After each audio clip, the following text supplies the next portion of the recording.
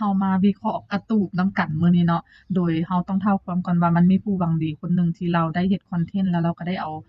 การ์ตูนเอารูปครอบครัวนี้เนี่ยลงเนาะบอกว่าเขาเจ้าเป็นครอบครัวที่ทุกข์ยากที่สุดอิหยังนะเพื่อให้มีคนมาช่วยเหลือเนาะอันนี้เราก็เข้าใจได้ถ้าเขาเจ้าทุกข์ยากอีหลีนะก็เป็นตาน่าช่วยเหลือเนาะแต่ว่าเฮามาเบิ่งที่คอมเมนต์ก็คือมันมีหลายๆคนมาบอกว่าเขาเจ้าหั้นน่ะอาจจะจัดฉากบ่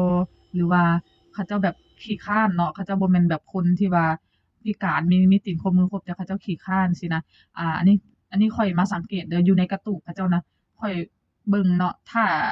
าแบบเป็นการ์ตูนที่คนอยู่แท้ๆนะต่อให้ขี้คร้านส่ำใดหรือว่าทุกข์ส่ำใดนะมันบ่น่าจะพังเพขนาดนี้ก็คือว่าหญ้าที่อยู่เทิงหัวหั้นน่ะเนาะมันก็คือมันเพมันหลุดออกแล้วมันบ่มีบ่อนใดเลยที่ว่าสามารถซ่อนอยู่ได้นะเวลาฝนตกมานี่นะมันก็ต้องแบบเปียกแน่นอนแหละอาสองมาฝาเนาะที่มันแย่แล้วนะถ้ามันแย่ขนาดนั้นน่ะมีทางเดียวคือดึงออกสองมาแล้วก็แบบปรับให้มันบ่แย่เนาะแล้วก็เอาอันอื่นมาใส่ใหม่ ก็คืออ้อมแอ้มดินที่เราอยู่นะเบิ่งคือมันเป็นบ่อนแห้งแล้งแห้งหยังแม่นบ่แต่ว่ารอบๆมันก็จะเป็นป่าอยู่ก็สามารถเอาใบไม้หรือว่าแบบหญ้าตรงนั้นน่ะมันน่าจะซอกได้ง่ายอยู่ในเขตชนบทมาเฮ็ดเป็นตูบเป็นหยังขึ้นก็ได้นะเนาะก็แม่นความหลายคนได้ว่าเขาเจ้าอาจจะขี้คร้านแต่ข้อยมองต่างเขาเจ้าตรงนั้นน่ะมันเป็นตูบที่คนบ่อยู่แล้วเป็นตูบที่คนอาจจะบ่อยู่แล้วเพราะว่า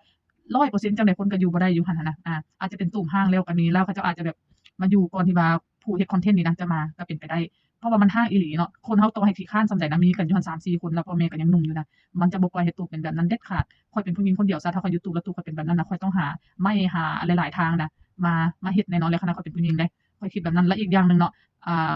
บ้านเมืองเพิ่นก็มีองค์การปกครองบ้านหยังเพิ่นก็มีเนาะเพิ่นก็จะมีหน่วยงานที่ว่าช่วยเหลือคนทุกข์ยากถ้าแบบเขาเจ้าทุกข์ยากอีหลีนะทางบ้านทางหยังนะเพิ่นต้องช่วยเหลืออยู่แล้วเพราะว่าข้อยก็เคยรู้จักคนทุกข์ยากอยู่หลายๆบ่อนเนาะลางคนหั้นเขาเจ้าแบบมีลูกพิการมีแต่ลูกกับแม่นะสามีเสียชีวิตจังซี้นะทางบ้านเพิ่นก็ช่วยคือกันช่วยเหลือพวกนำพวกข้าว พวกน้ำปลาพวกอิหยังซี้นะบางเทื่อก็เครื่องของหยังเพิ่นก็ช่วยคือกันทางบ้านเพิ่นบ่น่าจะให้แบบทุกข์ยากขนาดนั้นเนาะอันนี้ในมุมของข้อยก็บ่ฮู้ว่าเขาเจ้าอาจจะทุกข์แท้แล้วอยู่หั้นแท้ก็มีแต่ว่าในมุมของข้อยคิดว่าบ่น่าจะแม่นการ์ตูนที่เขาเจ้าอยู่มาแต่โดนหั้นนะข้อยคิดว่าแบบนั้น